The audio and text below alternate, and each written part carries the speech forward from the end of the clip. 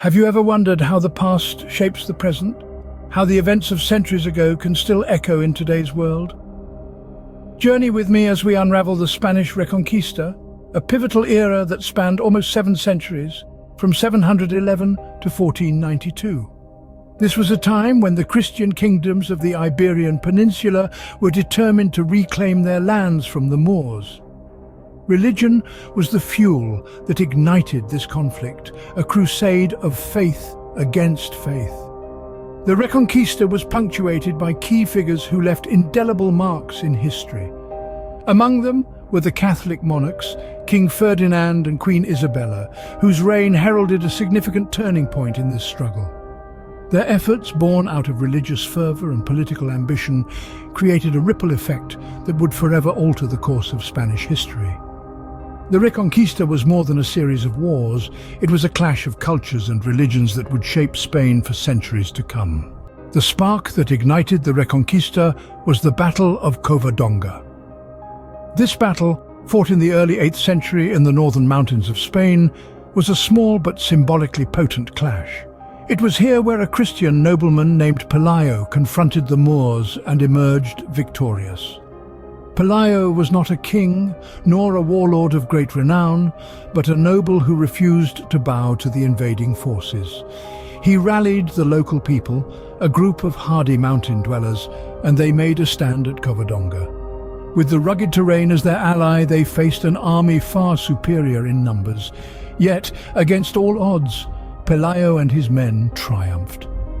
This victory is often considered the starting point of the Reconquista, a period of roughly 7 centuries where Christian kingdoms in the north gradually reclaimed territories from the Moors. Covadonga became a symbol of resistance, a beacon for those who yearned for the return of Christian rule. Yet, it's important to remember that the Battle of Covadonga was not a grand battle of epic proportions. It was a skirmish, a spark in the dark, but sometimes a spark is all it takes to ignite a flame. And in this case, the flame of resistance burned brightly, inspiring further Christian resistance across the Iberian Peninsula. Pelayo's victory demonstrated that the Moors were not invincible, that they could be defeated. It gave hope to the Christian kingdoms in the north, fueling their determination to reclaim their lands. And so, the Battle of Covadonga became a turning point, a moment of defiance that set the course for the centuries of conflict that would follow. The Battle of Covadonga was not just a military victory, it was a psychological one. It instilled a sense of pride, a belief in the possibility of reclaiming what was lost. It was the first step in a journey that would transform the Iberian Peninsula. The Battle of Covadonga set the stage for centuries of conflict, but also for resilience and transformation. It was the spark that ignited the Reconquista, a period that would shape the identity and destiny of Spain. Religion was not just a backdrop to the Reconquista, it was a driving force. It was the swirling vortex at the heart of this turbulent era, a potent mix of faith and power, shaping the destiny of a nation. Let's start with Catholicism. It was more than a faith, it was the identity of the Christian kingdoms in the Iberian Peninsula. Catholicism became a banner under which these kingdoms rallied, a shared belief that united them in their struggle against the Moors. The Reconquista was painted not merely as a war for territory, but a holy crusade, a divine mission to reclaim what was once theirs. But religion was not merely a tool for unity, it was also a tool for division. The Moors, after all, were not just foreign invaders, they were followers of Islam. This difference in faith was exploited to depict them as the other, a threat to the Christian way of life. Now let's turn our attention to Islam. The Moors brought with them not just their armies, but their culture, their science, and their religion. Islam flourished in Al-Andalus, the region now known as Spain. Mosques sprang up across the region, centers of worship that were also hubs of learning and culture. However, as the Reconquista progressed, the tide began to turn. The once thriving Islamic culture faced increasing pressure. The fall of Granada in 1492 marked not just the end of Moorish rule, but the beginning of a dark period for Islam in Spain. The establishment of the Spanish Inquisition was a clear signal of this shift. It was a tool of religious and political control, a stark warning to anyone who dared to defy the Catholic Church. Its legacy can still be felt today, a chilling reminder of the lengths to which people will go in the name of religion. The intertwining of religion and politics during the Reconquista has left an indelible mark on modern Spain. It has shaped its culture, its identity, and its history. Religion, far from being a mere backdrop, was a driving force that propelled the Reconquista forward, a force that continues to reverberate through the corridors of time. One of the most enduring legacies of the Reconquista is the stunning architecture left behind. The Reconquista, a period of hundreds of years, was a time of intense cultural exchange and experimentation. This is nowhere more evident than in the architectural styles that emerged during this time. Imagine a canvas where the vigorous strokes of Romanesque, Gothic and Renaissance influences blend seamlessly with the intricate details of Islamic design. This fusion of aesthetics gave birth to a unique architectural style known as mudéjar.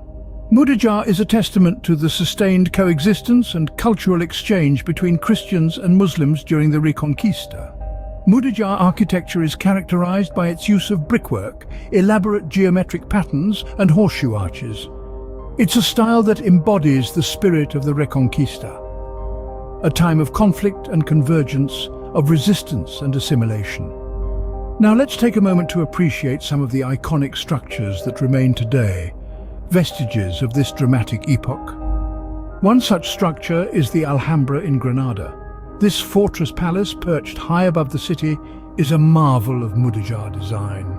Its walls are adorned with intricate geometric patterns, and its courtyards are filled with the soothing sound of water, reflecting the Islamic concept of paradise. Then there's the Mezquita in Cordoba. Originally a mosque, it was converted into a cathedral during the Reconquista. The Mezquita is a stunning example of the architectural hybridity of the era. Its forest of columns and double-arched aisles, reminiscent of Islamic design, sit in stark contrast to the lavish Christian chapels and altars added later. These edifices are not just buildings of stone and mortar, they are the embodiment of a complex history, a chronicle of conquest and coexistence. They bear the imprints of the shifting sands of power and the echoes of a multicultural past. The architecture of the Reconquista is a tangible reminder of a turbulent past and a testament to the cultural fusion that occurred. So next time you marvel at an architectural wonder from this era, remember you're looking at a story etched in stone, a testament to an age of transformation. The echoes of the Reconquista can still be heard in modern Spain. As we delve into the present, we discover that the Reconquista has left an indelible mark on the Spanish terrain, etching its influence not just on the nation's physical map, but also on its cultural, linguistic and identity contours. The long 8 centuries of Reconquista did not just change the political landscape of Spain, but also shaped its soul. Let's start with the Spanish language itself. The words we use are like fossils, carrying the whispers of the past within them. And in Spain, the Arabic influence is unmistakable in the Spanish language. With over 4,000 Spanish words of Arabic origin, it's clear that the centuries of coexistence left a lasting impression. Words like azúcar for sugar, aceituna for olive, and naranja for orange are all borrowed from Arabic, a testament to the vibrant cultural exchange that took place during the Reconquista. Moving on to Spanish culture, it's a rich tapestry woven with threads of diverse influences. The Reconquista, with its blend of Christian, Muslim and Jewish cultures, has undeniably left its mark. The tradition of tapas, the flamenco dance, the bullfighting spectacle, all carry echoes of this historical era. The Reconquista also deeply influenced Spain's relationship with religion. After the Reconquista, Spain emerged as a staunchly Catholic country. The Catholic Church played a significant role in unifying the newly formed nation, and this religious identity remains strong in Spain even today. However, the Reconquista also left a legacy of religious tension that continues to manifest in social and political issues. A glance at the Spanish identity reveals a proud nation, aware of its historical roots. The Reconquista instilled a sense of unity and national pride that is still evident in modern Spain.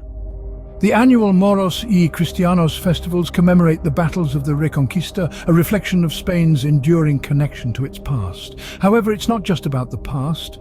The Reconquista continues to influence Spain's present and future. The religious and cultural diversity of the Reconquista era has left Spain with a rich heritage that continues to attract millions of tourists every year. The Alhambra in Granada, the Mezquita in Cordoba, the Giralda in Seville, all stand as living testimonials of this epoch. The Reconquista's impact on Spain can also be seen in the country's political landscape. The issues of cultural identity, religious freedom and coexistence that were central to the Reconquista continue to shape Spain's political discourse. The Reconquista's legacy is a reminder of the importance of understanding and respecting cultural diversity.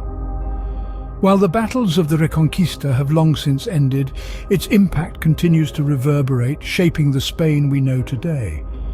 Its influence permeates every aspect of Spanish life, from the language people speak, the traditions they follow, to the identity they claim. The Reconquista, thus, is not just a historical era, it's a living, breathing part of Spain's DNA. Thank you for joining us on this journey through Spain's past. As we've seen, the echoes of the Reconquista reverberate throughout modern Spain, from the language and cultural practices to the architecture and political discourse. The Reconquista, though a historical era, remains a living, breathing part of Spain's DNA, shaping its identity and future.